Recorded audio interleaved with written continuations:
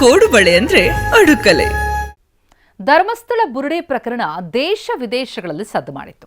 Mask man ಚೆನ್ನಯ್ಯನ ಉತ್ಖನನ ಎಸ್ಐಟಿಯ ತನಿಖೆ ಮೇಲೆ ಎಲ್ಲರ ಚಿತ್ತ ಇತ್ತು. ವರ್ಷದ ಬಳಿಕ ಈಗ ಎಸ್ಐಟಿ ಅಂತಿಮ ವರದಿಯನ್ನ ಕೋರ್ಟ್ಗೆ ಸಲ್ಲಿಸಿದೆ. ಈ ಮೂಲಕ ಎಸ್ಐಟಿ ತನಿಖೆಗೆ ಬ್ರೇಕ್ ಬಿದ್ದಿದೆ.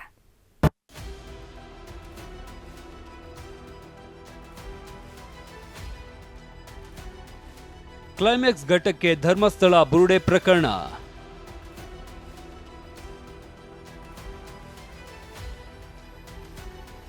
ಬೆಳ್ತಂಗಡಿ ಕೋರ್ಟ್ಗೆ ಅಂತಿಮ ವರದಿ ಸಲ್ಲಿಸಿದ ಎಸ್ಐಟಿ. ಸಾಂಪ್ರದಾಯಿಕ ರೆಸಿಪಿ, ಮತ್ತಷ್ಟು ಬೇಕೆನಿಸುವ ರುಚಿ. ಕೋಡುಬಳೆ ಅಂದ್ರೆ ಅಡುಕಲೆ. ಧರ್ಮಸ್ಥಳ ಸುತ್ತಮುತ್ತ ನೂರಾರು ಶವ ಹೂತಿದ್ದಾಗಿ ಮಾಸ್ಕ್ ಮ್ಯಾನ್ ಚಿನ್ನಯ್ಯ ಕಳೆದ ವರ್ಷ ಬಂದಿದ್ದ. ದಕ್ಷಿಣ ಕನ್ನಡ ಜಿಲ್ಲೆ ಬೆಳ್ತಂಗಡಿ ತಾಲೂಕಿನ ಧರ್ಮಸ್ಥಳ ಪೊಲೀಸ್ ಠಾಣೆಯಲ್ಲಿ ಪ್ರಕರಣ ದಾಖಲಾಗಿತ್ತು. ಉನ್ನತ ಮಟ್ಟದ ತನಿಖೆಗೆ ವಿವಿಧ ಸಂಘಟನೆಗಳು ಆಗ್ರಹಿಸಿದ್ವು.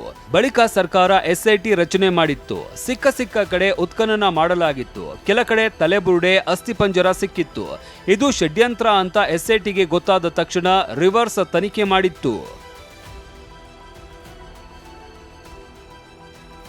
ಈ ಪ್ರಕರಣದ ಹಿಂದೆ ಮಹೇಶ್ ಶೆಟ್ಟಿ ತಿಮರೋಡಿ, ಗಿರೀಶ್ ಮಟ್ಟಣ್ಣನವರ್, ವಿಠಲಗೌಡ, ಜಯಂತಟ್ಟಿ, ಸುಜಾತಾ ಭಟ್ ಹೀಗೆ ಸಾಕಷ್ಟು ಜನರನ್ನ ವಿಚಾರಣೆ ಮಾಡಲಾಯಿತು. 6 ಮಂದಿ ವಿರುದ್ಧ ಎಸ್ಐಟಿ ಬೆಳ್ತಂಗಡಿ ಕೋರ್ಟ್ಗೆ ಮೊದಲ ವರದಿ ಸಲ್ಲಿಸಿತ್ತು. ನಿನ್ನೆ ಅಂತಿಮ ವರದಿ ಸಲ್ಲಿಸಿದೆ. ಎಸ್ಐಟಿ ಎಸ್ಪಿ ಸೈಮನ್ ನೇತೃತ್ವದಲ್ಲಿ ಅಧಿಕಾರಿಗಳು ವರದಿ ಸಲ್ಲಿಸಿದ್ದಾರೆ.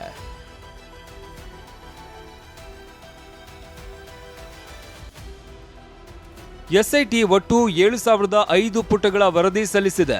3,923 ಪುಟಗಳ ಮಧ್ಯಂತರ ವರದಿ ಸೇರಿದಂತೆ 7,005 ಪುಟಗಳ ವರದಿ ಇದಾಗಿದೆ.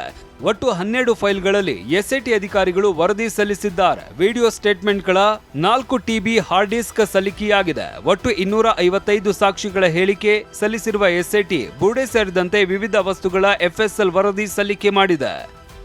ಇನ್ನೊಂದೆಡೆ ಧರ್ಮಸ್ಥಳ ಬುರುಡೆ ಕೇಸ್ ತನಿಖೆ ನಡೆಸ್ತಾ ಇರುವ ಎಸ್ಐಟಿ ಮುಖ್ಯಸ್ಥರಾದ ಪ್ರಣಬ್ ಮೊಹಂತಿ ನಿನ್ನೆ ಸಿಎಂ ಡಿಕೆ ಶಿವಕುಮಾರ್ ನಿವಾಸಕ್ಕೆ ತೆರಳಿ ಭೇಟಿಯಾದರು. ಬಳಿಕ ಸಿಎಂ ಕಾರಿನಲ್ಲೇ ಪ್ರಣಬ್ ಮೊಹಂತಿ HL ವರೆಗೂ ತೆರಳಿದ್ದು ಕುತೂಹಲ ಮೂಡಿಸಿತ್ತು. ಇತ್ತೀಚೆಗೆ ಎಸ್ಐಟಿಗೆ ಅಂತಿಮ ವರದಿ ಬೇಗ ಸಲ್ಲಿಸುವಂತೆ ಹೈಕೋರ್ಟ್ ಸೂಚನೆ ನೀಡಿತ್ತು. ನಿನ್ನೆ ಅಂತಿಮ ವರದಿ ಜೊತೆಗೆ ದಾಖಲೆಗಳನ್ನ ಕೋರ್ಟ್ ವಶಕ್ಕೆ ನೀಡಿತ್ತು. ಇನ್ನು ಎಸ್ಐಟಿ ವರದಿ ಸಲ್ಲಿಸುವಾಗಲೇ ಆರೋಪಿ ಚಿನ್ನಯ್ಯ ಕೋರ್ಟ್ಗೆ ಪತ್ನಿ ಜೊತೆ ಆಗಮಿಸಿದ್ದ. ಜುಲೈ 29ಕ್ಕೆ ಎಸ್ಐಟಿ ಅಂತಿಮ ವರದಿಯ ವಿಚಾರಣೆಯನ್ನ ಬೆಳ್ತಂಗಡಿ ಕೋರ್ಟ್ ಮುಂದೂಡಿದೆ.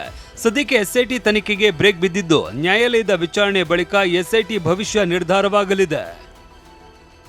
ಪೃಥ್ವಿರಾಜ್ ಬೊಮ್ಮನಕೆರೆ, TV9 ಮಂಗಳೂರು. ಕೋಡುಬಳೆ ಅಂದ್ರೆ ಅಡುಕಲೆ.